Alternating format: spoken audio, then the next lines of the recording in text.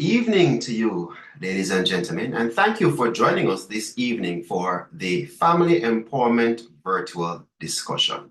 I am one of your hosts, Corporal Kester Fennell from the St. Catherine North Community Safety and Security Branch. And with me this evening and introducing to you our regular members here, Constable Chantel Powell, and she's also from the Community Safety and Security Branch. And we will be your hosts this evening for the Family Empowerment Virtual Discussion. Welcome, ladies and gentlemen. Welcome, welcome. This is where we empower our audience through education, inspiration, and information. That is it. And is it still appropriate to say Happy New Year? I think it is. This is our first show for the year. So Happy New Year to you all, and thank you for joining us. Welcome again to Family Empowerment 2025, our first episode. And today we'll be talking to the big man in town, of course, the commander for the St. Catherine North Division, acting SSB, Hopton Nicholson, as he shares on the state of affairs here in St. Catherine North. That is indeed so. And we want to also we want to welcome those of you who have continued to join us month after month for this or Family Empowerment Virtual Discussion. We want to say a big welcome back to you. And to those who are joining us for the first time, welcome. And as we go through this evening's discussion, we'll be talking with SSP Nicholson on various issues, as well as some of the statistics as it relates to what's happening in the division currently. And we also want to give you, the citizens, an opportunity to opt in on the conversation. Therefore, you will be afforded the opportunity to ask questions, make some comments as we go through our day. So to begin, as we capture the narrative of the state of affairs here in St. Catherine North, we're looking at the current crime statistics, we're looking at citizen safety, we're looking at police activities and gang threats, as we know the reality of what's happening here, especially in Spanish Town. We're looking at building relationship with our residents and, of course, community engagement. And we are so excited to engage you on these topics. And we want to say, look forward to a wonderful discussion, and please be prepared to participate. At this time, we're going to be asking to pray to begin Inspector Ishmael Williams, and he is the Territorial Officer for the St. Catherine North Division. So, Inspector Williams, it's over to you. Thank you so much, Corporal Fennell and Constable Powell. I must say that I'm looking at your screen and you are looking very professional. I think this is a new look for the Family Empowerment program. All right, it is a good look, of course. Let us pray. Father, we thank you for this opportunity. It's a new year. The program is starting. We're kickstarting a new program for the new year as we engage our citizens, those who we serve, those whom we serve, those who we protect. We want to reassure them. At the same time, we want to give them information in terms of what is happening in their locals. God, I pray that everything will run smooth. Sometimes we have network issues. We pray that everything will run smooth and that everyone will be edified as we deliberate and as we discuss with our citizens. We look forward to the continued partnership with our citizens and various stakeholders as we continue this program and as we continue to serve the people of St. Catherine North. May this program be a fruitful run. In God we pray, in Jesus' name. Amen. Over to you, Sir Fennell. Amen. And thank you so much, Inspector Williams, for praying for us. This evening, we have some very important guests on our platform. We have all the fellow officers from the St. Catherine North Division and members from the High Command. We also have on this evening with us from Area 5, we also have persons from the medical fraternity, and we also have persons from the ministers fraternity. So we have persons from the medical field who are on. We have some of our justices of the peace that are currently joining us this evening. And to you, our residents, once again, welcome. Might I also add that we have members from our schools here in That's St. right. Catherine North. So we want to welcome just about all our stakeholders. Thank you for joining this evening. Right. So we want to get into our discussion now. And we know, ladies and gentlemen, you joined this evening to hear the current affairs in St. Catherine North. And at this time, I'm going to ask SSP Nicholson, if you could just go ahead, turn the camera on, sir, so that the people can see your face. Wonderful. Thank you very much, SSP Nicholson. And SSP Nicholson joined the division officially as the commanding officer since it was about April of last year. And since that time, he has been in charge of the division and he has been taking us through our various happenings and changes that have been occurring in this division. So SSP Nicholson, good evening to you, sir. How are you? Good evening. I'm good. Thanks for having me. Wonderful. We want, before we begin to engage you and bombard you with the questions, Sir Nicholas, we want to thank you for taking the time out of your Sunday evening to join and to share with the St. Catherine North family. This is an indication of your commitment to the division, and we really do appreciate. So thank you so much for joining us this evening. I'm happy to be here. Wonderful. All right, Sir Nicholson, we want to just get into our discussion. And our first question for you this evening, can you provide an overview of the current crime statistics in the St. Catherine North Division? I'm just, if you just give me a minute before, for the new persons who are just joining, just a little bit of overview of St. Catherine North before I get into your first question, if I may. Just want to remind persons that all from Jose Marti all the way to Macook's-Pen to the northern side, all the way to the St. Anne border, St. Andrew border, and Clarendon border, that's in the north, Rock River area. 15 stations, should I say 13 stations and 2 outposts. One of the largest police divisions in Jamaica. I don't think no other station has 15 stations, so to speak. And we have embarked, the framework that we have embarked on a framework. And we want, I'll get into it later, but I just want persons within these areas to understand that our members who are working here in St. Catherine North are some of the hardest working police officers across the island, and they have sacrificed a lot of their personal time to ensure that the peace is maintained. Now, year to date, I will just speak to the statistics. For those of you who know, St. Catherine North has a history of high crime. And in recent years, the crime has been trending down, and last year we had a good one. And I know later on we'll discuss that. But you're talking at year to date, we have 9 murders, 7 shootings, 2 aggravated assaults, 2 rapes, and 2 robberies. That's the total number of major crimes that have been reported since the start of the year. Now, this is not supposed to be normal because 1 murder is too much. But these murders have been spread across. You're looking at in the Spanish Town area, which is zone 1, 3 murders. And of these 9 murders that were committed across, we have 2 in Glengough. Those appear to be domestic in nature, at least one of them. We have 3 in zone 2, that is in Yorton, Linstead, Bagua. Only one of them appeared to be gang. So of the 9 murders, 4 we assume so far as our gang. So the other 5 are interpersonal situations, or just criminals with using the opportunity.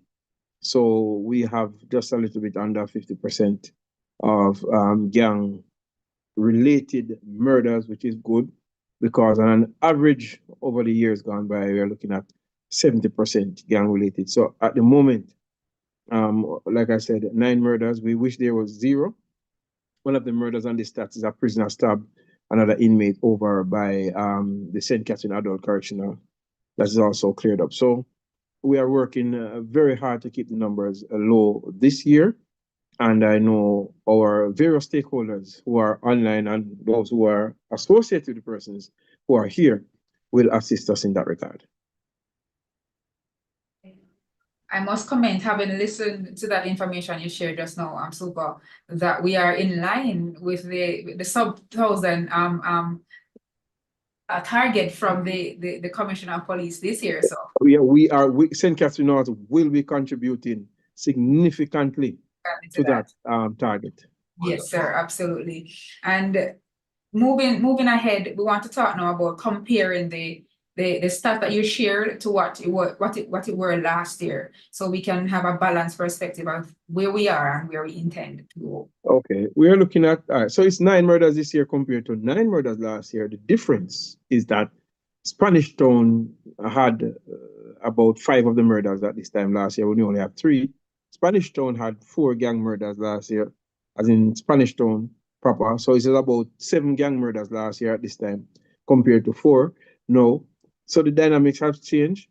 And like I said, some of these are on the outer bands of Spanish Town alone is not St. Catherine North. We have, like I said, 15 police districts properly, with 13 substantive stations and 2 outposts. However, we understand that where we normally get the crimes, the murders, that's not where we are getting them. But if we ease up from those areas, we will be getting them.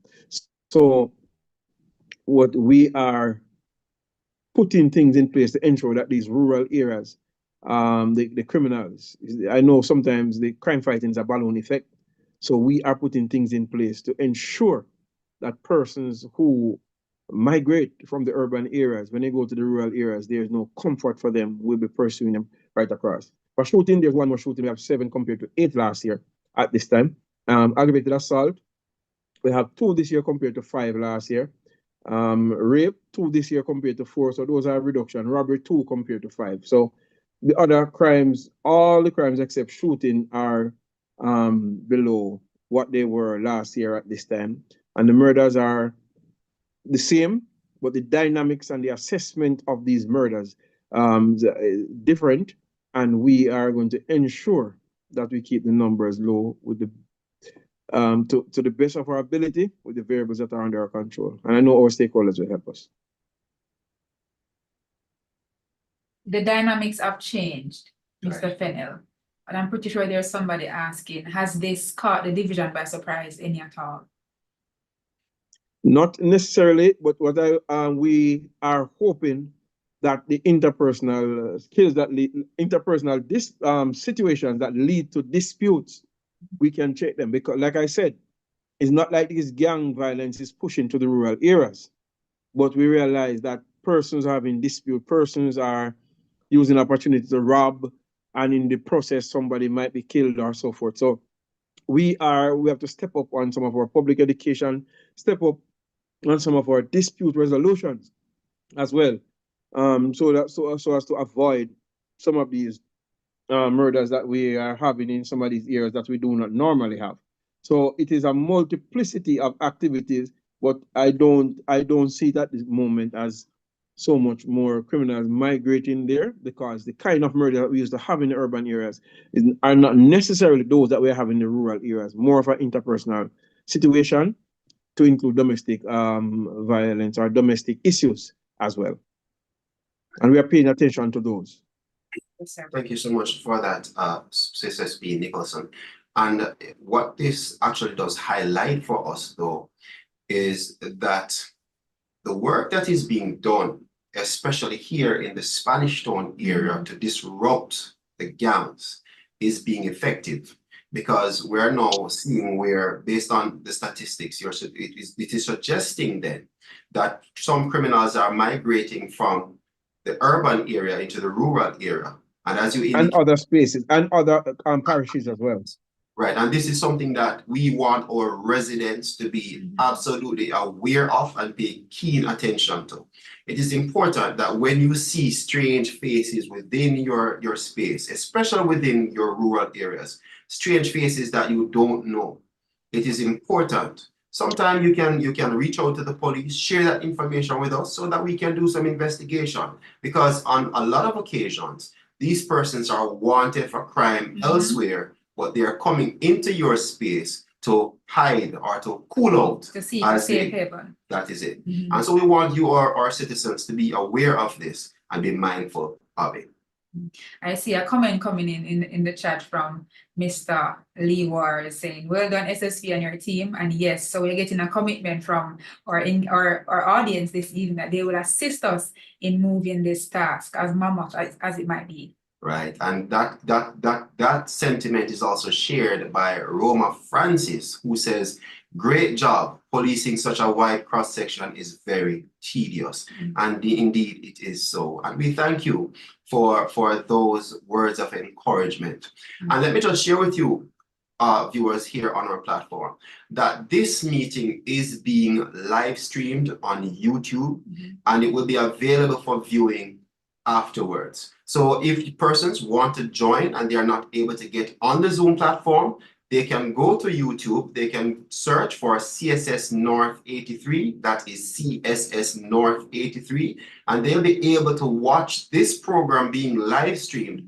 as well as in future, they can go back and watch this or other videos that we have uploaded to our channel.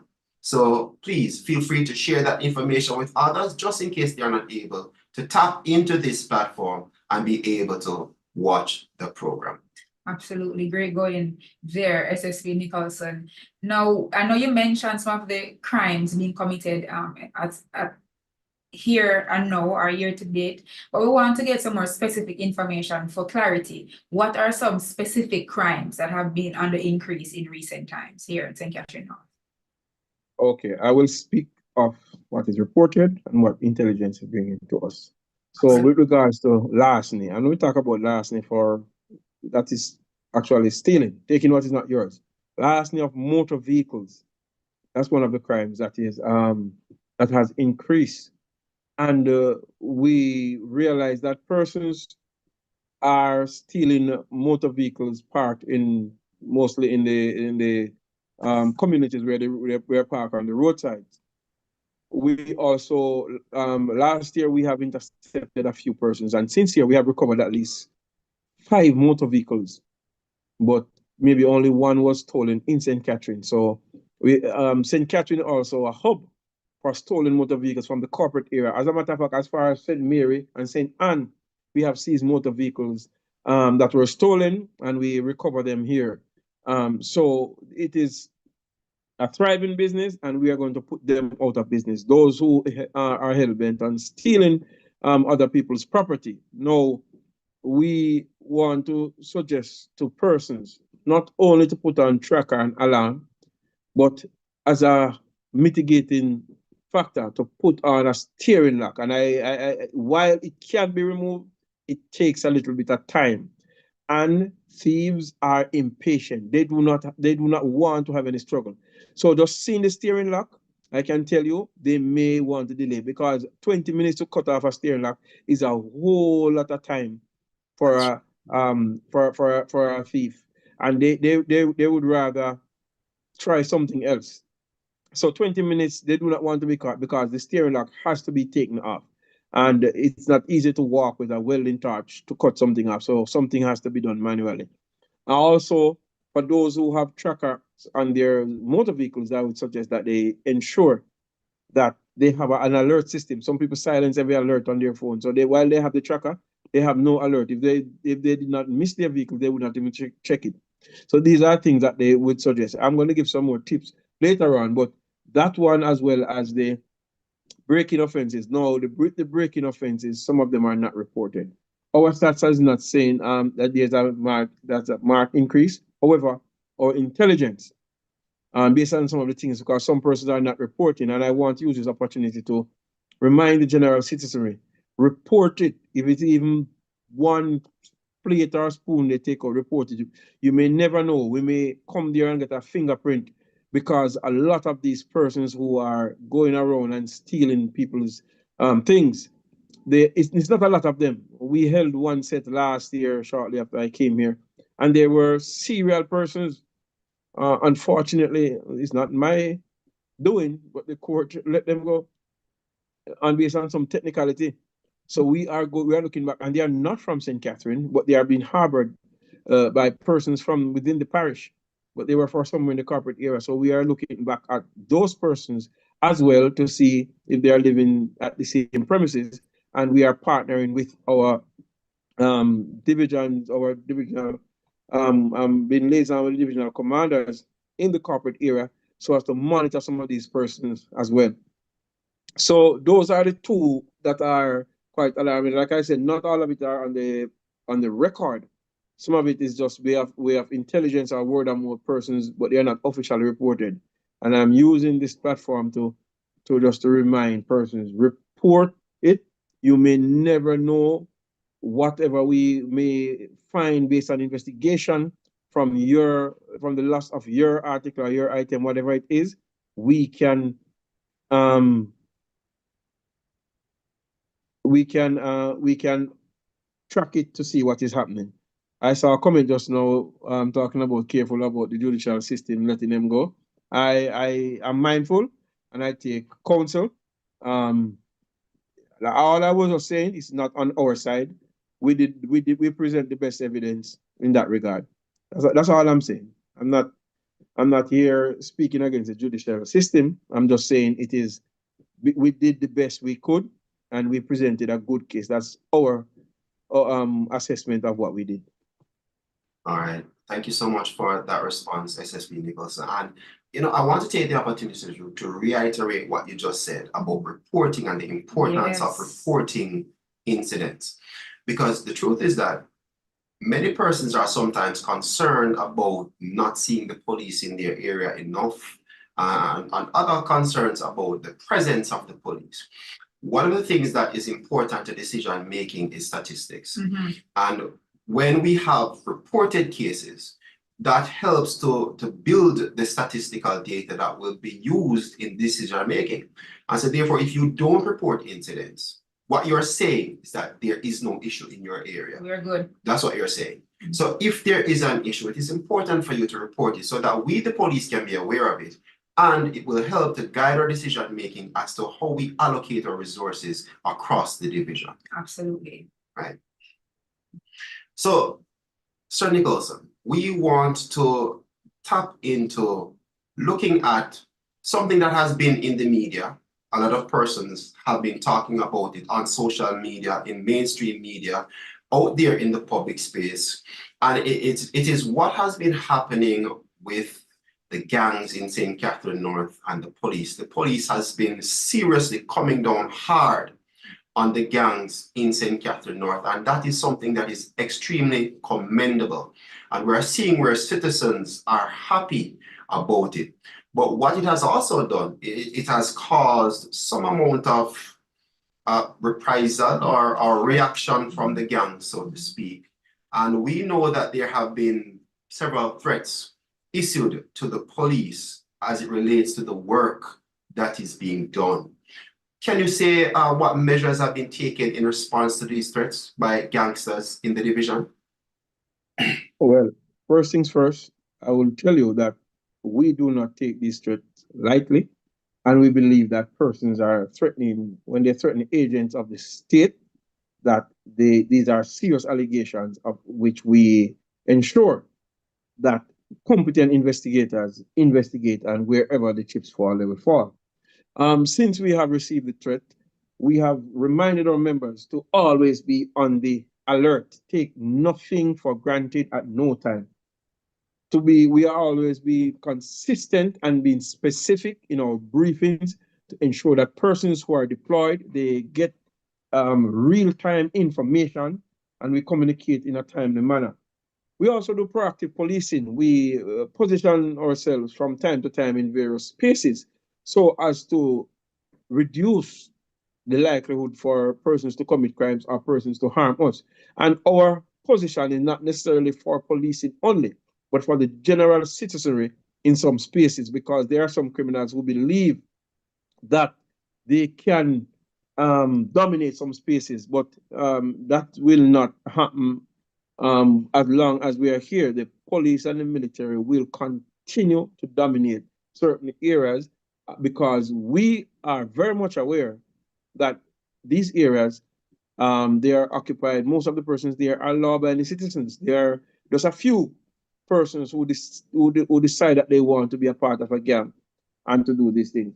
We also target known gangsters, and this is no secret. We target known gangsters, known violence producers, wherever the intelligence takes us, whether in St. Catherine or other parishes. We target them day and night because our aim is to disrupt their activities and to degrade them. We also focus on continuous training because our training cannot be too much to ensure that we are always alert and that we can respond to almost any activities. And we also liaison with other formations to ensure that the response is in a particular way that we will come out on the winning side. So in a general way, we have put measures in place. I won't get too specific because we should always have the upper hand, and our aim is to protect our members while protecting the general citizen, because we will not allow gangsters to take over Spanish Town or anywhere in St. Catherine North. Law-abiding citizens will be allowed to go about their business unimpeded. Is it? Mr. Fennell, I love that Super's response and just a while ago captures two of our strategic intents here in St. Catherine North Division, which is hotspot controlling and anti-gang activities. We're on the mission to disrupt and degrade these gangs so that our citizens, I see a comment in the chat saying that we will not be right here. Scroll on, Mr. Fennell. We will not be completely safe until all the gangs are completely wiped out. And another person said that a threat against the police is a threat against the entire nation. And I love what that is suggesting to us, that the nation understands that this is not a threat alone to police officers. So whilst we are committed to doing what we need to do to disrupt and degrade these gangs, we are also calling on effective partnership from the community to assist us in getting this job done. Indeed. So, and I just want to put a little bit of context for our viewers to understand the gravity of what we face here in St. Catherine North, where gangs are concerned. St. Catherine North is home to two of the Caribbean's biggest gangs, and that is the One Order gang and the Klansman gang. And so therefore, when the police in St. Catherine North Division is taking on the task of disrupting and dismantling these two gangs, we're talking about gangs that are heavily funded, well organized, and they are operating across the island, not just in the parish of St. Catherine. So it is a tedious task, and for us, the police, to be doing such a good job at maintaining the presence and keeping control of our space, and in being able to reduce the crimes and the effects that these gangs are having, it is extremely, extremely commendable to the leadership and the work effort of the St. Catherine North Police. So if I may add, St. Catherine North is the pioneer with the anti-gang legislation. That is the Law Reform Criminal Suppression Act, more popularly known as the anti-gang legislation. We have over 22 members of one gang before the court now, and we have secured conviction to include females. I see a research recently talking about females and their involvement in gang activities. I have my own comments on that research. However, we know that women, while they may not be the actual shooters, they are beneficiaries, and in some instances, they are the ones who give some orders. And we have seen at least one female. As a matter of fact, she's a lady of the cloth, and she was also convicted. I can speak about it because the case she's now convicted. So St. Catherine North has been using that tool as well, the Law Reform Criminal Suppression Act, and we will continue to use it. So we have had that conviction, and we have other members of another gang. There are other factions of these two gangs that we are pursuing, and we will take them before the court if they continue. As long as we get the evidence, we are going to take them before the court. So I just want that to be placed in the mix for persons to understand and share it with other persons. Being a member of a gang is not attractive at this time. it is not attractive at this time because we are going to charge you under the new anti-gang legislation, and we are going to take you before the court. And I will also tell you that these new legislations doesn't have much precedence, but we know that they are very good to work with, and it's an effective tool, and we have seen it at work. That's as much I will say on that, but it's a tool that we are using as well. Wonderful. Thank you so much for that Absolutely. response. You know, I'm thinking, as Super mentioned, about females and their involvement in gangs. And you talked about the gravity of organized criminal activities in our parish. I can't help but thinking of how gangs have invaded the safe space of our schools. That's right. And we see students' involvement, however minimal it might be. We have students forming clans and gangs in school, and That's they right. tell you they're from this section and they're this and they're representing that. So I want us as citizens and police officers here who already know that this is a major thing that we deal with here in St. Catherine North, that our schools are also affected by these activities. And I want to encourage parents as well. Be vigilant when it comes on to your children and who it is that they are associating with, who it is that they're socializing with. You need to pay some keen attention to what it is that they're doing on their online platforms, because these are some of the ways how networking takes place and how plans are put in place. I can recall an incident. It's not before the court, but it is something that came to our attention here as the police, where a WhatsApp group was created by a group of girls from two high schools. And that WhatsApp group was used to plan and organize a gang mobbing of two other female students. And these are things that are taking place. So we want our parents to understand that, listen, the gangs, whilst they're out there operating within the community, they are also infiltrating our schools and they are impacting our young people. And we want our parents to be mindful of this, as well as our school administrators, to just be vigilant as it relates to these issues. And you mentioned about young people. I'm going to use this plug to say we have the Police Youth Club movement. So if your children or students are behaving out of alignment, send them to us and we will assist as much as we can to get them back on par with the standards of a safe society. That's right. And we don't just have the Police Youth Club movement. Here in St. Catherine North, we have actually started the St. Catherine North Cadet Corps. And that is also another mentorship tool that we use here to get our young people in line. And we have had several members who are from various communities across Spanish Town, including some of those that are prone to gang activity. And we help to keep these young people out of gangs. Some of them have even matriculated into the JCF and into other successful areas. And they are making themselves good and productive citizens of this country. And that is something that we must be proud about. Absolutely, absolutely. And we've listened to the different strategies shared by our commanding officer. And there's this one tool that we always jump on whenever we are experiencing some sort of chaos in our space as it relates to our safety. And that's the state of public emergency. That's right. I've had and heard persons questioning the effectiveness of this SSP Nicholson, and we want to get your input on that. How effective has the state of emergency been over the past, well, the last one that was established here in St. Catherine North? Well, okay. For that 2 weeks there, we managed to prefer charges against 13 persons for major crimes. We're talking about murder, shooting, we're talking about rape, a number of sexual offenses, illegal possession of firearm. Well, some of those persons, we caught them after the act changed, so it is not prohibited upon its illegal post and so forth. We have also preferred charges against wanted men. We have recovered 5 firearms during that 2-week period. And for the 2-week period, there was only one reported murder that is not gang related, but I can tell you we have a suspect.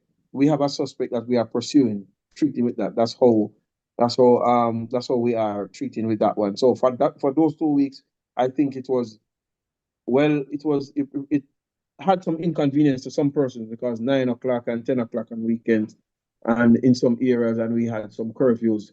But we had to curtail the movement because what we realized that criminals tend to move across borders. So while there was a SOE in the corporate area, persons were pushing towards this side, and we did not allow them in a comfort space here. So, and I want it to be said in a public way that the persons who are committing crimes in other jurisdictions don't come to St. Catherine North. We are going to find you, and we are going to repatriate you to wherever you're coming from, and whatever deeds you've done there, you will be paid for it.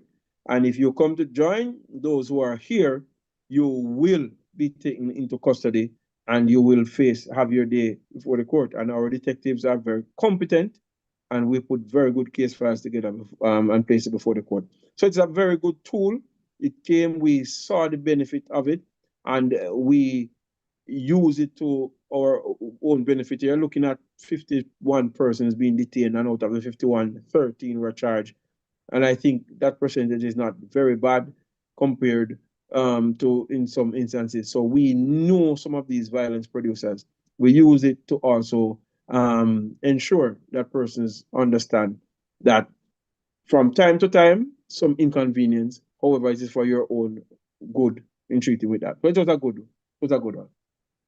Wonderful. Thank you so very much, because I'm sure that many persons across the division were not aware of what you just told us and the successes that came out of that state of emergency. So we understand that it does create some amount of discomfort for our residents. But as you indicated, SSP, it is for the greater good and it is for our benefit. So we have a Jamaican saying, if you want good, you know have to run. I said, therefore, it's a small contribution to make for making our space more safer and more secure. Absolutely.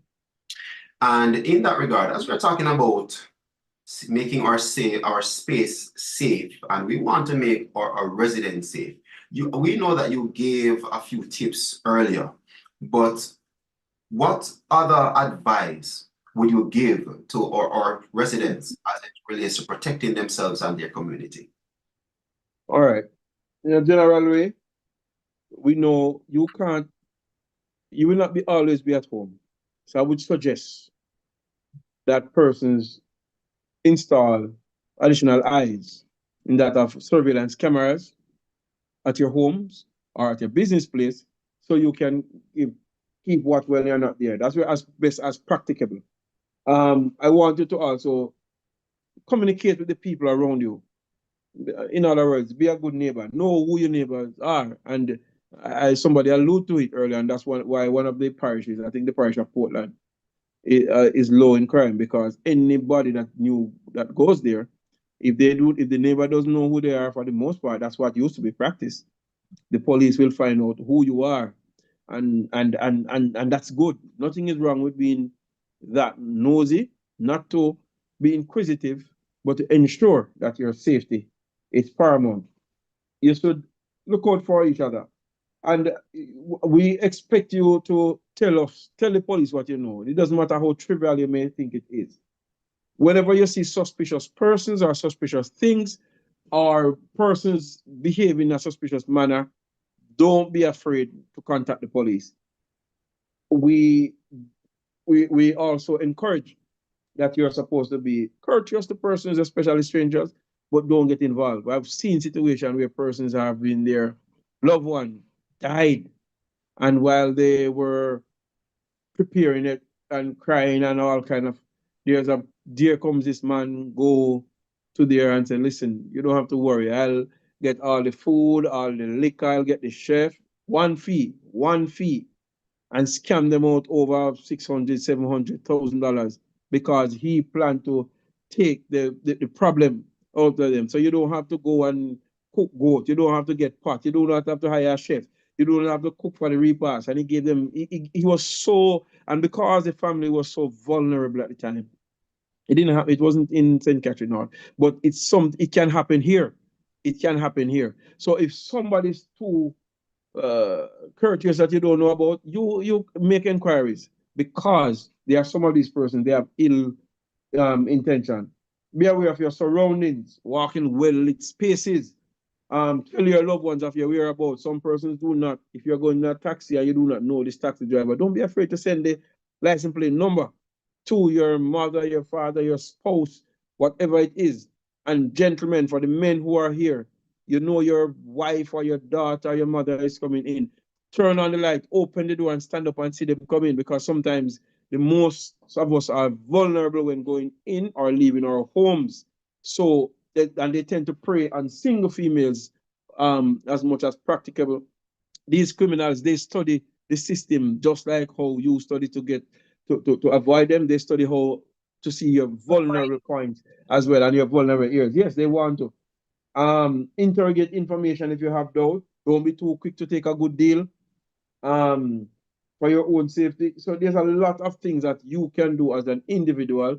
Teach your children about good touch, bad touch. Teach your children not to let in anyone without your consent. These are the things. Be careful of what your child or children watch on social media, who they speak to. This uncle that you do not know about, this cousin that you do not know about. They say it takes a village to raise a child, but the fact is nowadays some villagers should not talk to your child or children because they do not have good intention. So it's a variety of things, both what you can do physically or using the technology. And I would suggest that persons seek help, or anything that seems strange, do not be afraid. I'm not saying that you should go around being paranoid. I'm saying that you ought to be careful, because not everything nor every person or every criminal will come kicking down your door or shooting you. Some of them will come probably in a jacket and tie. Some of them may come as a gardener. Some of them may come as a construction worker. And we have seen these things happening. Interrogate person, interrogate information. Don't be afraid. If you're going to hire a gardener that you do not know, take his name and his ID to us. We will check it out for free.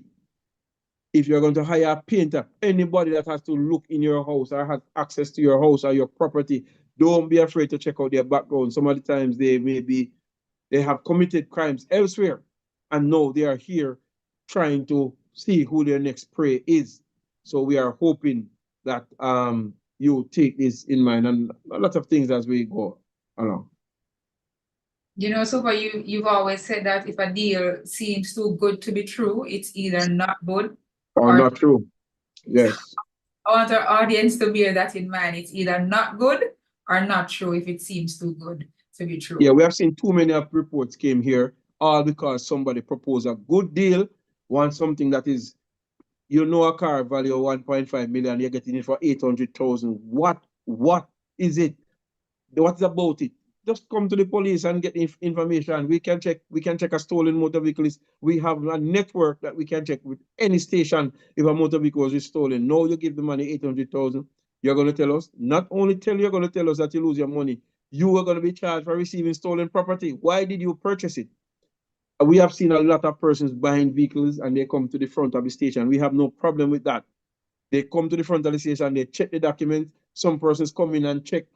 We have seen it in Portmore, I've seen it at other stations. Do not lure people to your homes, especially with large sums of cash or so forth. Go to a secure place, a gas station, a police station, and go do your transaction where somebody can witness what is happening, and you be careful where you go from there and who you tell. In fact, so thank you so much for those wise words, SSB Nicholson.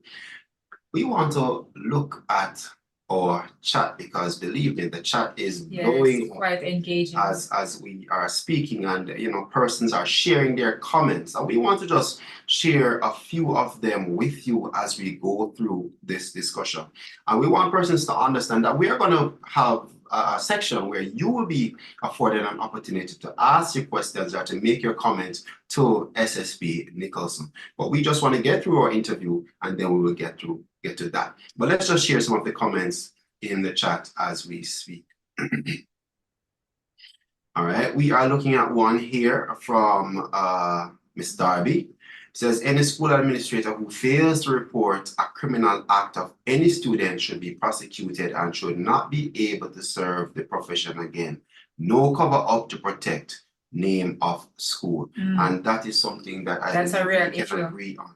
That's a Because there real are issue. times where there are incidents that occur within schools, but it is not reported because persons are concerned about tarnishing the name of the school rather than, protecting the rights of students and other members of staff. So that is important to note. Here's one that says, I believe the state of emergency is a very good tool to keep them in check.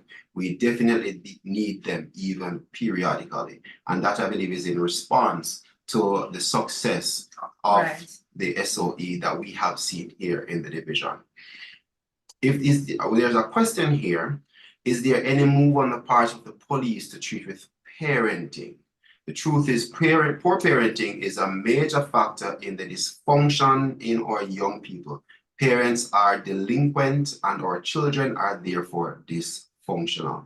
And I think this is a great segue into our next segment of this discussion where we talk about, stakeholder engagement and engaging our audience and our community. So whilst there's that question, we want to also marry that to this question as well, SSB Nicholson. What are the initiatives in place to build and strengthen relationship between the police and the community? Well, one of the most impactful tool I see is good communication. And communication is not just about saying things. Communication, as the definition suggests, is using a medium to send a message, and the message, when received, is decoded and a feedback is provided. So that education, that educating the public on the relevant legislation, because we realize that a lot of laws, a lot of persons are ignorant.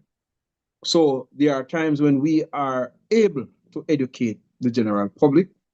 There are sometimes when the breach occurs and we cannot, that's not the time. That education may take him to the court, because ignorance is no excuse of the law. However, we know we use this tool as education. We educate the public on Sexual Offences Act, on Child Care and Protection Act, Citizens Charter. The Citizens Charter is a very good tool, and I think it's online. It tells you what to expect from the police when a police stops you or apprehend you. It also tells you what you should do. So it is not just a one-way street. So we use these to ensure that these tools to ensure that we try to build that kind of relationship so persons understand what we are about, why we are about it. We also go into stakeholder assessment. In our stakeholder engagement, we do some assessment. So we see the needs of the communities and we try to inform the relevant agencies. Some of the times, what causes an issue may be a pothole in the road or a bad road or water coming over our premises. So we normally call in the agencies and we try to resolve some of the disputes. So not everything is a policing matter, but almost everything comes to the attention of the police. And we will not turn you back. We will not turn you back. We will take your reports and call the relevant agencies. However, we understand that the question that's asked a while ago is a social phenomenon, not necessarily a policing issue. When it comes to parenting, it's a social phenomenon. And however, a lot of the problems, so a lot of what we are dealing with is the symptoms of what society has, I wouldn't say neglect to do, but some of the symptoms, some of the ills of the society has resulted in the symptoms which we as police officers have to treat with. Some of these disorders, some of these behaviors, and not everything will end up at the court. Some of it we have to send to the diversion court. We have to get mediation. We'll have to get parents and teachers. We do so much, but I want to remind the members who are here, national security is our main function, and whenever the security of the nation or the citizens within this nation, the person within this nation, security has to be treated with, we have to drop everything else and treat with that. So our primary function is maintenance of law and order, protection of life and property. We do not negate, especially protection of life. A life cannot be replaced. So there are some social programs that the police may be a part of, but because of the call of duty, we may not be able to be as integral as we want to be, because our main function, and like I said, national security is a public good. Whether or not you pay taxes, whether or not you are brown, black, whether you're rich or you're poor, you consume it, is a public good.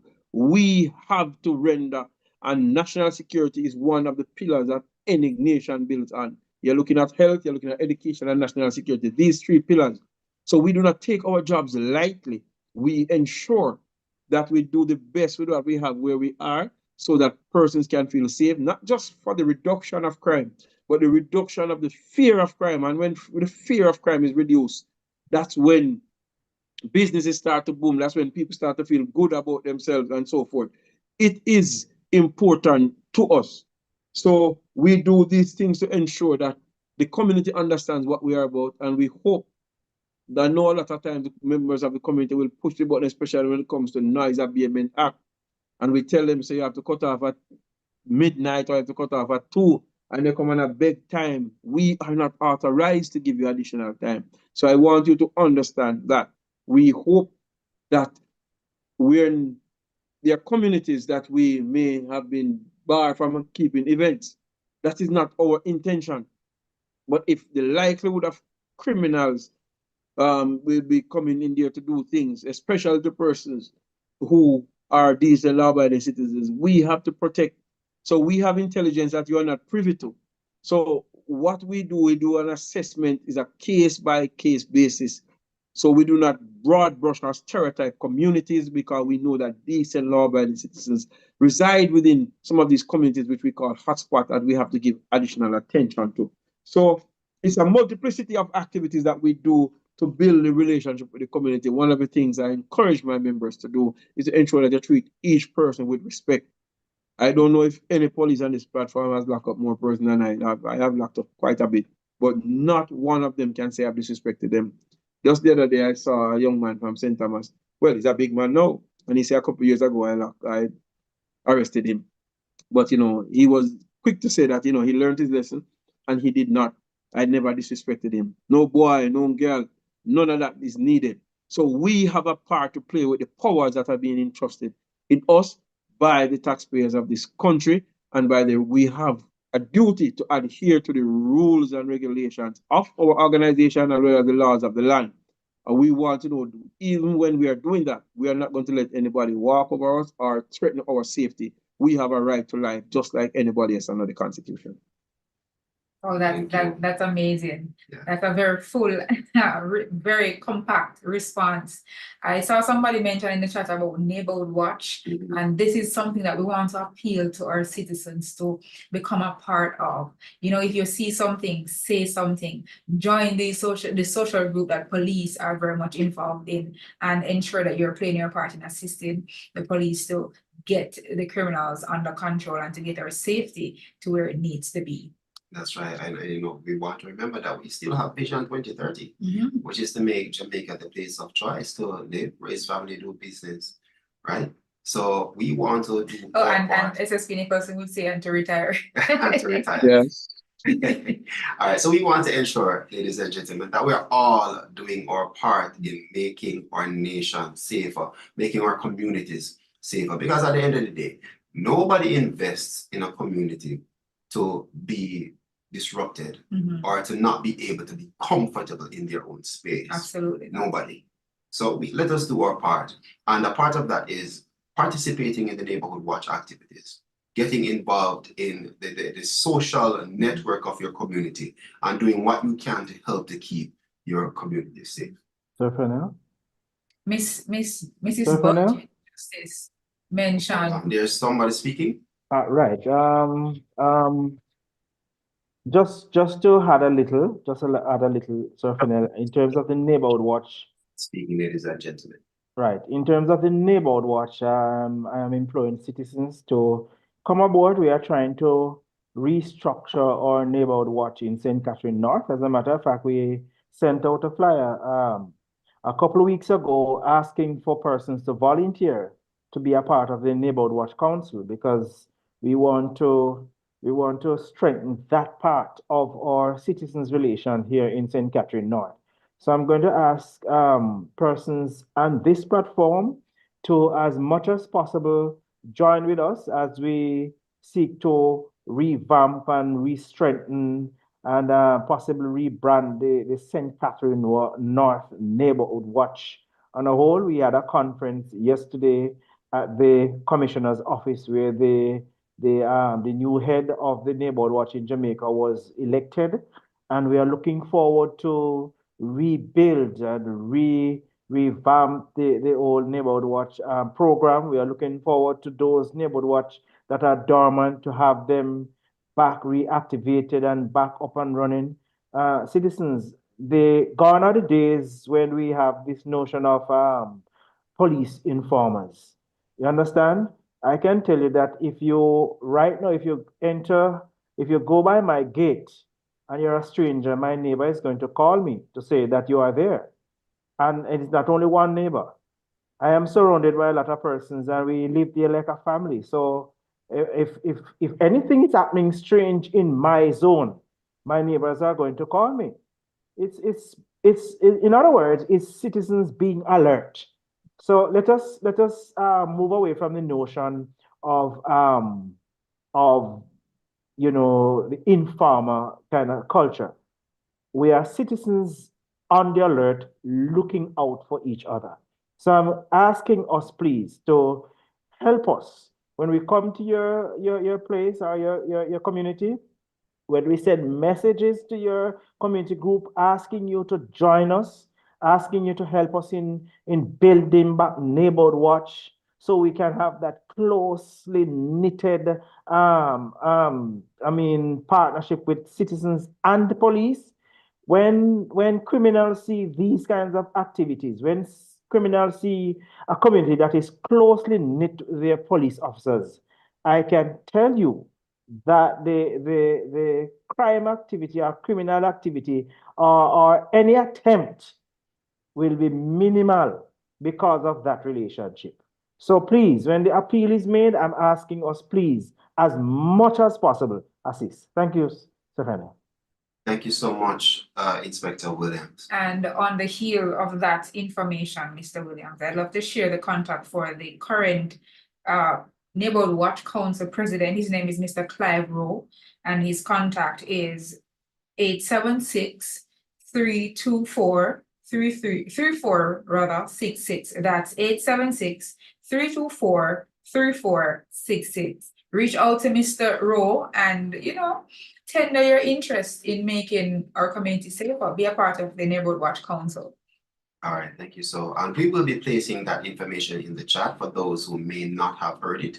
We're going to be placing that information in the chat so that it will be available to you. Absolutely. We're winding down. Yes, we are. Winding down. And Yeah. so, SSP, before we close this segment of our interview, we just want you to tell our residents from your perspective what it is that they can do to get involved in supporting the police's effort in maintaining peace and safety. You're muted, SSP. Yeah, well, first things first, I would say, tell us what you know. And there are some persons who have reservation in communicating with the police because of various reasons, some for no reason at all, because of what they thought they have heard somewhere. But I left St. Thomas 8 years now, and there are persons who are still communicating with me. I left St. Catherine South, and I know most of you know a police officer somewhere that you can communicate with. If that's not the case, at 1 a.m. when you get up to use the bathroom, you call the 311. And I can tell you for a fact, for 37 years, crime stop in Jamaica have not been compromised, not even once. Not even once has Crime Stop Jamaica been compromised. So that 311 number that is free, it doesn't even cost you a credit, you can use it as well. So tell the police what you know. And if you tell us, I can tell you, action will be taken. Absolutely. Like I said, install camera alarm systems or alert systems and give access to Jamaica Eye where you have your cameras on public place. For those, especially for those of you who have businesses, do not be afraid to use technology. I visited China some years ago and I saw just a few police officers like St. Catherine North, but when you look at the population that they are policing, they're about 2.5 million people. And they have cameras everywhere, everywhere, cameras everywhere. And the police have access to the cameras. And that's why countries like those have low crime rate, because apart from the culture, the subculture of not doing some things, they also, your eyes are watching you. A lot of you talk about invasion of privacy. You go to London, you go to New York. The average person in London is recorded by a camera, by video or picture at least 50 times per day in the city of London. We are not saying that you should have cameras in your living room, your bedroom, or your bathroom. We are saying your entrance to your home and the public thoroughfare. We also engage the police in your security planning. Now, I'm talking about persons, especially those who have business. You are putting a little security plan together. Engage the police. The police may give you some free advice. I know there are consultants at these security firms. Nothing is wrong with that. You can consult them as well. But don't just go around and think what you know. The trends that criminals are using now, the police are aware because we have to investigate it. So while you're putting security systems, it will be good to seek advice from a police officer who can advise you as what not to, because you may put in a particular technology. And let me tell you, you are probably 5 years behind time because that's what you knew 5 years ago. So when you're doing your security assessment and your security plan, engage the police or use a reasonable or a very good consultant from one of these private companies so you can get a good assessment and something to treat with the matters that are at hand now. I would also ask you to report incidents when they occur, even if it's minor. I said that before. Do not harbor criminals. If you are in doubt, call us. Do not harbor criminals. You see a person of interest, or you hear a name of a person of interest, is either you call the police. If somebody is wanted, harboring a fugitive is an offense. So I want you to ensure that you do not harbor the kind of company you keep. They say, show me the company and I tell you who you are. I want you to also remember that the kind of company that you keep can determine who you are or whether or not you live, because sometimes some collateral damage takes place when criminals find their cronies in certain spaces. They're not going to come, they're just going to spray bullets. They do not have any guidance. They do not have any conscience. They do not have that kind of policy. They just want to get to somebody, and if you are in the way, you're going to get shot too. So do not harbor criminals. St. Catherine is strategically located in the country. A lot of criminals in the corporate area, part of their condition of bail is for them not to reside in the area. What they do, they swing across to St. Catherine because it's easy to find a place to rent. Before you rent your premises to someone, find out, come to us, bring their ID, bring their TRN, bring their full name. We will check it out, because if it is a bailable offense, the possibility exists that they may be wanted not just by the police but by gangsters. And when they come and rent your place, the next thing you know, somebody come shoot somebody at your place. You know what happened to the value of your property? That started the value. Your home is one of the most expensive venture most of us will ever purchase or ever engage in. We're saying Good use job. Good job, officers. we are saying we do not want you to be to have your property devalued because of crime and criminality. Do not be afraid to come to us. We will do background checks. Whether you're going to hire a worker, whether you're going to rent your place, come to us. We will check it out for free so that the person that you are taking in your premises is not somebody of questionable character. And I'll tell you what, not everything you'll see on the news. And what the police knows is more than what the court knows, because some persons have not yet have a criminal record, but they have a criminal lifestyle, and the police is aware of their criminal lifestyle. So these are also some of the things that we want to remind you about as we partner together. Do not be too quick to jump on and to just say that the police is this or the police is that. Do not listen to other persons' experience and then know you can't report. Please ensure that you engage us and engage us in a timely manner and experience us for yourself. And if you do not want to do here, you can go somewhere else. We want St. Catherine now to be the model place. We are talking about St. Catherine North coming up from nearly 300 murders a year 20 years ago to under 100. 15 years ago, 17 years ago, they were planning to have less than 200 murders. That's what St. Catherine North was hoping to have. No, we are under 100. We are hoping to go under 75. We are doing our best and we want you to come on board so you can have a reduction in crime and the fear of crime so that businesses, so that people can live, people can go about their businesses unimpeded. That's what we want. At this moment, I can tell you it's not a good time to be a gangster in St. Catherine North because the minute we are where you'll be pursued and you're going to be charged. And the anti-gang legislation, it will be applied to you as long as we unearth the evidence. And we have some diligent investigators who are doing their very best to gather the evidence along with technology. I can tell you, some of you may be wondering how we solve some of these. I can tell you, last year we had 5 murders in the town of Spanish Town. 5, and all 5 have been cleared. We use technology. We ensure we want our public spaces to be safe. The last one, a person was charged week before last. For the stabbing on December 28th stabbing right in the town near the bus park there.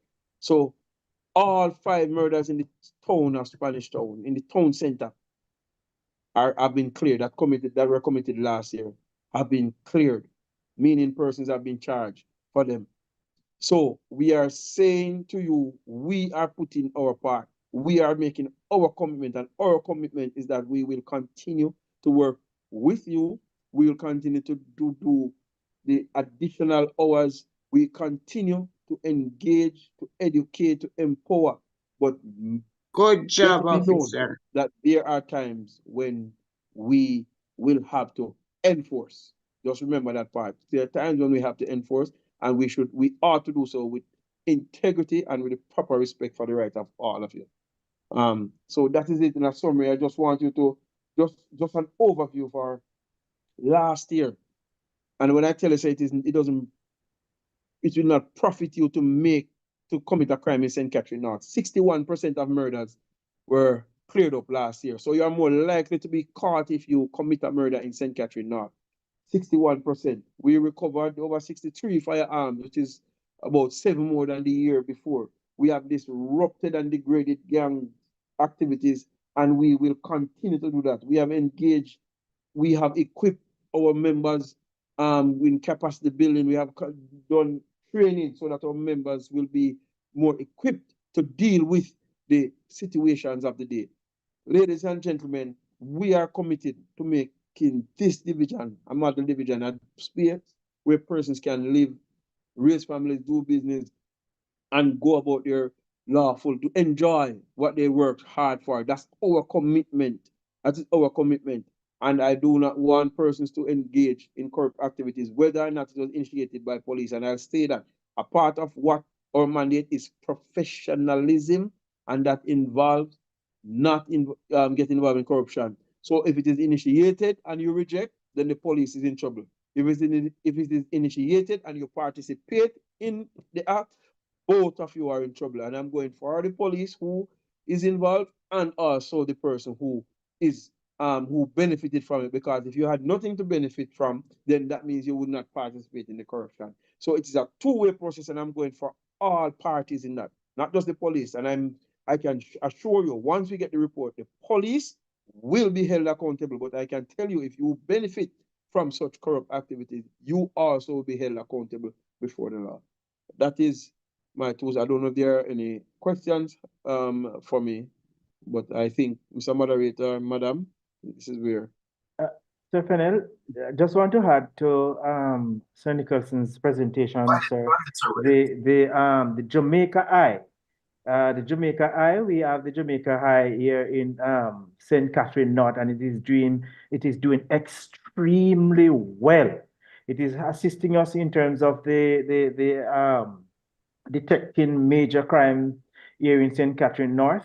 And I want to say, for citizens who have cameras, who have systems, security systems, and who want to hook up, because yes, we have that opportunity. You have that opportunity to hook up to the Jamaica Eye system, you can make contact with us and they can visit your place, check on your system to see if it is compatible with what they have, as well as if you want to install cameras and all of that, you can talk to us and we can link you up with the Jamaica Eye personnel so you can discuss with them and they can guide you in terms of the correct specs in terms of the cameras or the system that you must put up in your area, especially those who are doing business, and they can also give an eye in terms of what is happening in your surroundings. The motor vehicle theft has been one of the more serious crime here in St. Catherine, not especially in the town of Spanish Town. And I can tell you that since the inception of Jamaica, we have been doing exceptionally well in terms of the reduction of car theft here in St. Catherine, especially in Spanish Town. So the opportunities are here, ladies and gentlemen, for you to tap in and to partner with us in order to make St. Catherine North a safe place. Thank you. Thank you so much, Inspector Williams, and thank you, SSP Nicholson, for that wealth of information that you just provided to our residents and persons here on the platform. And believe me, it was a wonderful discussion. And the information you shared, SSP, I believe it's extremely vital and very much appreciated. Absolutely. And I will reiterate at this point that it is not safe for criminals or for anybody to be gangsters in St. Catherine North at this time. It's not a good time. We are on the business to disrupt and degrade your activity and bring you. I think it is at no time at all. No time at all. Not only at this time, but no time at all. No Absolutely. As that no, starting now. Absolutely. We want to also remind the audience that you can participate in a number of activities that the police have. One of them is the Police Youth Club Movement, as well as the Neighborhood Watch. We want to participate in these activities as we seek to bring a wholesome security to our communities. There is a comment here in the chat that I want to highlight. Yes. And it's coming from Mr. Darby. I had said Miss earlier, but I recognize it's actually Mr. And we apologize for that, Mr. Darby. Right. So it says, drop the fear words. Don't use the informal word again. Theme, we and the police are one against the criminal them. And I just love this. This is what we want to be hearing from our residents, from our citizens. This kind of commitment, this kind of partnership is what we want from our residents. So we and the police are one against the criminal them. That's the word for this evening. So we are at the point where we take some feedback and comments as well as questions from the audience. And I know persons are raring to go. We see some hands are up already. So we'll take your questions. Please make the questions short and clear as possible so we can get out of here in an appropriate time. So thanks again for your participation so far, and we welcome them all as we continue this discussion. We take Mr. Robert Lewars, right? His hand is up. You can go ahead, Mr. Lewars. Good afternoon, team. Good afternoon to you. Yes, I don't want to comment Corporal Fennell anymore because I've been working with Corporal Fennell on this program for years, right? And I always commend him for the good job. But let I just say to SSP Nicholson, I must say, sir, that you and your team, you are all doing a tremendous job in the St. Catherine North Division. And, if I wake up tomorrow morning or any morning and I hear that the commissioner intend to transfer you, I will write the commissioner a letter as a justice of the peace, because I'm going to tell him straight up, you cannot move this man from St. Catherine. He's doing a good job, and it is the first for a long time I have been seeing murders drop so low. And sir, I am saying to you and the team, keep it up and don't fear the criminals. When they say no threat to you is one thing, send them home to their maker. Their maker won't refuse them. And finally, I just want to commend Constable Robinson. He is the school resource officer at the school that I serve on the board. He has been doing an excellent job up there. And I must say, since he joined us at Eltham High School, we have been seeing a lot of improvement in the behavior of our children there. So thank you again, and God bless you. Thank you so much, Mr. Is it Leward? Leward. Thank you so much for sharing that. And that's results, ladies and gentlemen, for the SRO program as well as the PYC movement in our school. Get your children involved. It works. Indeed so. And I see some questions in the chat. I'm not seeing any hands raised at the moment, but I want to touch on some of the questions that we're seeing in the chat. There's one in particular. SSB, I'm not sure how it is that we can treat with this one, but I think it is something that is worth mentioning. Yes. It says, hello everyone, thanks for this medium. What can be done about the traffic, especially in the afternoons from Central Village to the Old Harbor roundabout into Spanish Town? Well, we will never have enough traffic personnel. Those one of the corridors. The Spanish Town bypass is one of the corridors in which we have focus on morning and evenings. You're looking at Port Henderson Road, you're looking at Salt Pan Road, you're looking at Central Village coming over, that's dual carriage.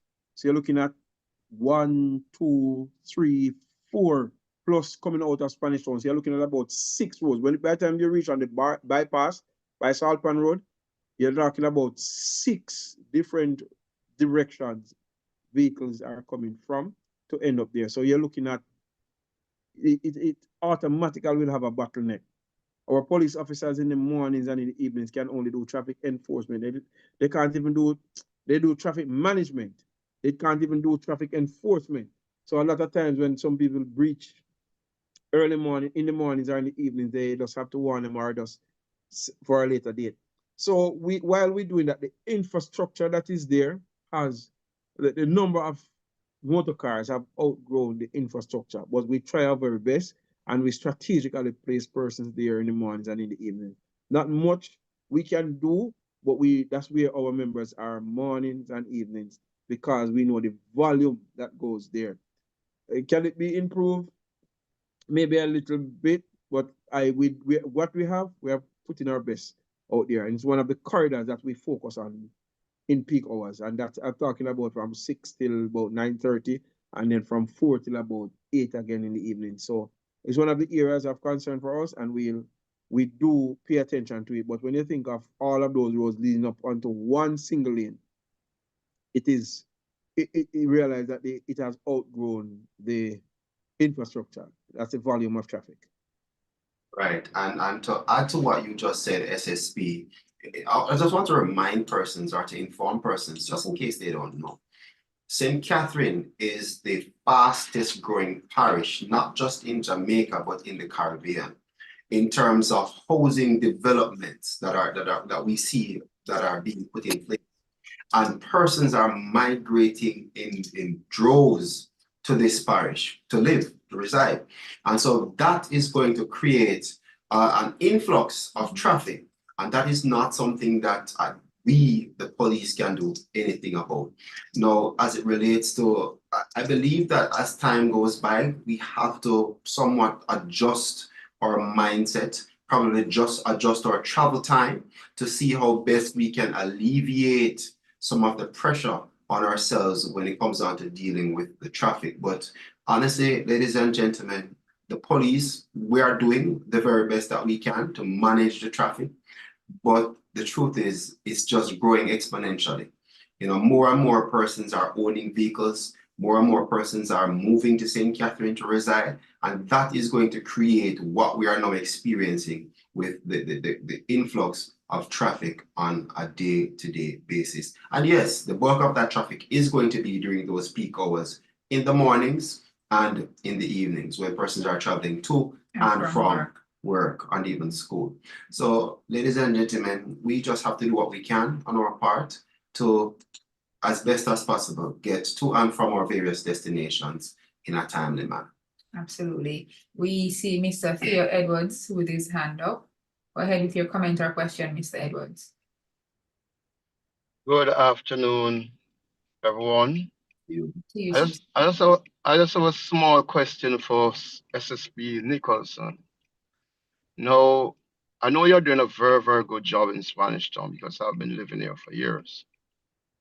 However, I think there is a little weakness in the system, and I want to see whether or not you have recognized it and you have done anything. I know earlier in your comment you said we need to report as citizens. However, if you go into the station to lodge a report and it's going to take you half day, you get disappointed. And sometimes you turn away around and leave. Now, I think that aspect of this, whether it's a guard room or whoever is there that is supposed to take your statement and your report, there need to be a little bit more efficiency in that area. I don't know if you have noticed it or if you have any comment on it at all. Thanks. Okay. Regarding Spanish Town guard room. Spanish Town is what we call a super division. Or should I say St. Catherine North. Spanish Town is one of those big stations where you find 9, 10, 15 persons coming to make a report all at once. We may have to look at the efficiency of it.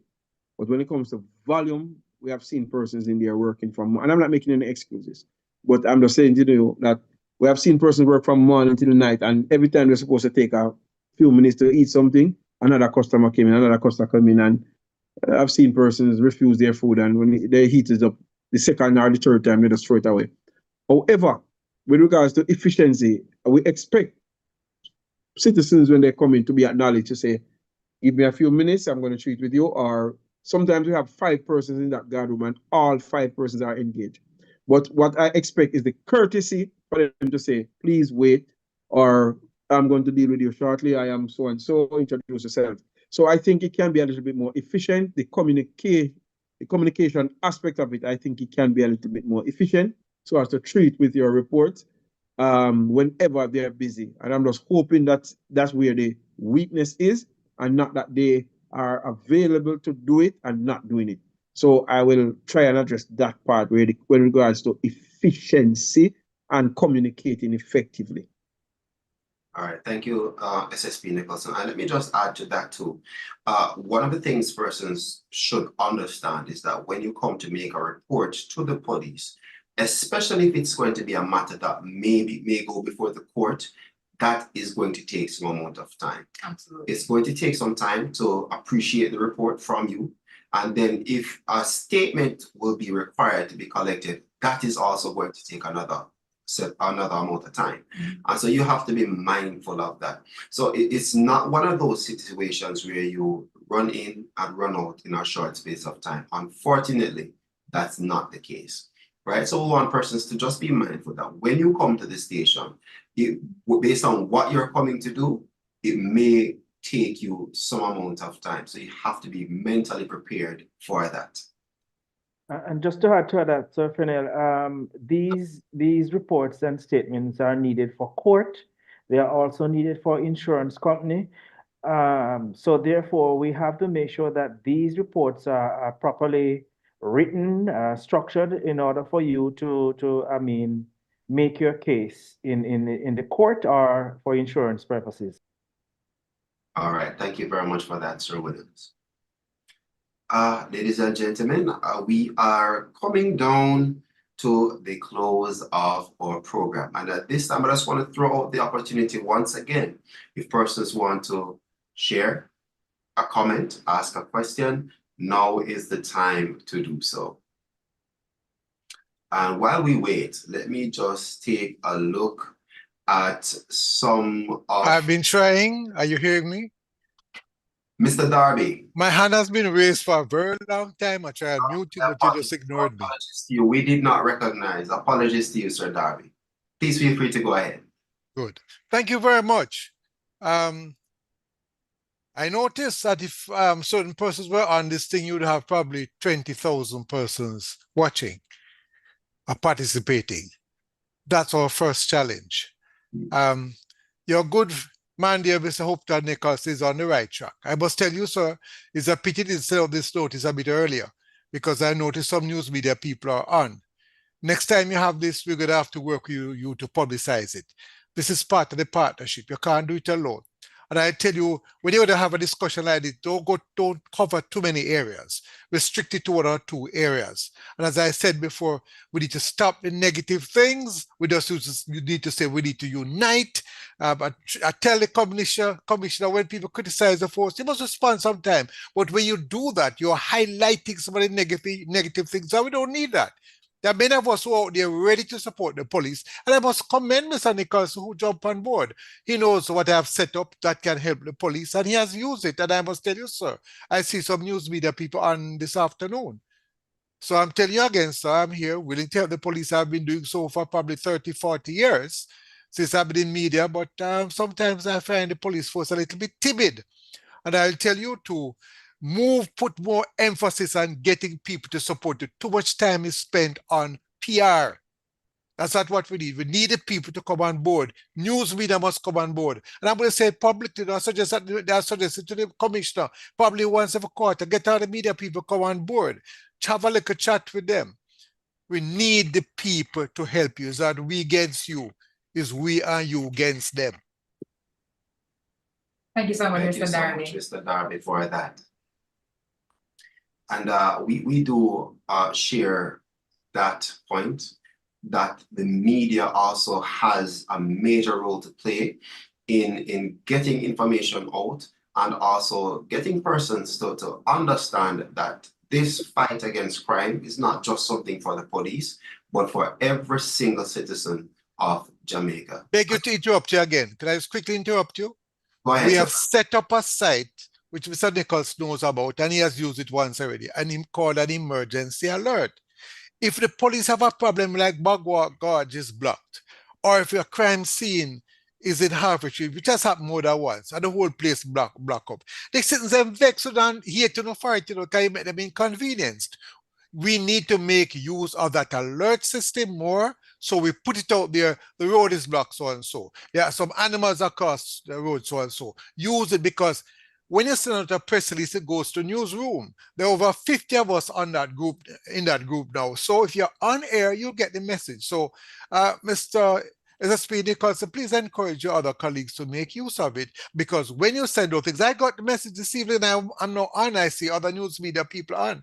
So that is one way you can work with us. Use that broadcast group to reach the news media people. When you reach to us, we talk about it on air immediately.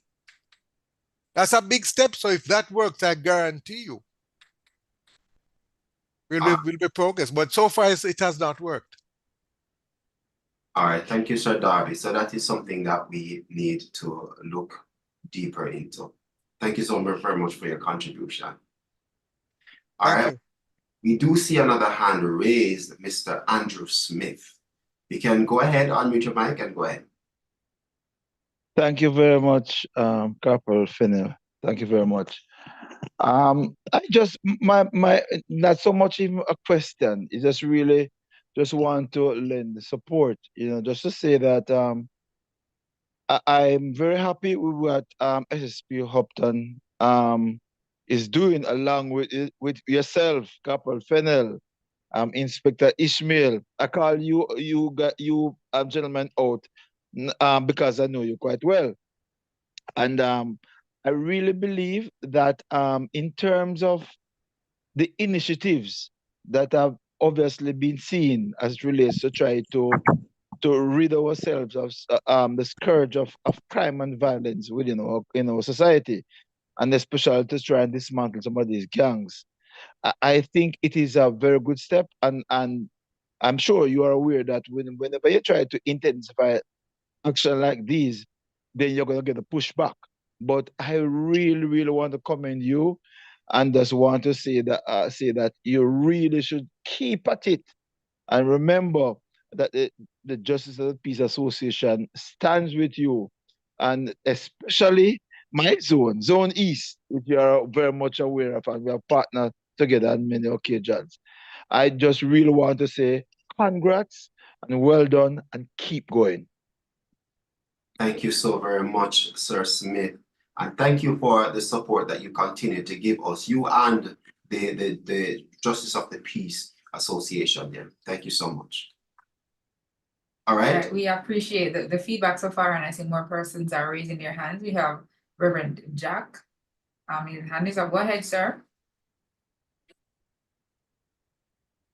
Rory Jack, you said, right? Oh, you said Rory, it's Rory Jack. Yes, Yeah. sir. All right. Good evening, everyone. Just a quick question. As it relates to taking statements at the police station, I've experienced the delays that is associated with that task.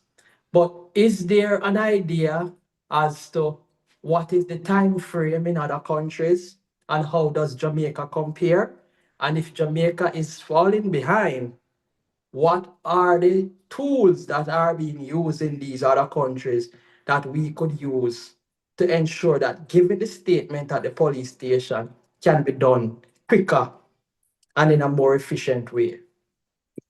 All right, I let me respond. Two things we have to take into consideration: the legislation, one, and the type of offense. And when I say that, I mean, in order to have, when you're taking a statement, that means that we are taking information in details so as to identify a particular offense. For the most part, that's what we do. So in order to do that, it's not a one size fits all, and we can't say the same, because what it needs to prove an offense in Jamaica may be different for New York, UK, Switzerland. So it is not that easy to compare, because the legislation that will bring the points to prove the offense, it varies from jurisdiction to jurisdiction. So what we do based on our experience, because some of these things, it's based on your experience. You try to get all the ingredients. So you may ask a question and you may ask it another way in order to get the ingredients. And if it is not borne out, that means you don't have a case. But we try our very best. So the time frame on a case, and I can tell you, we have seen persons doing a fraud case, and you're talking about 28 pages back and front.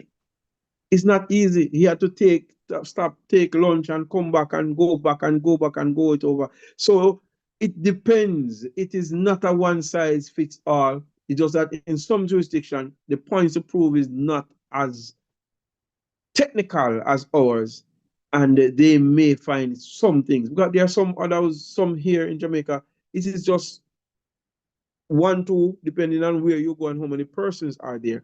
So it is a case-by-case basis, but what our investigators do, they ensure that the statement is taken in a structured way. That means that if it reaches a Privy Council, it can stand up to scrutiny.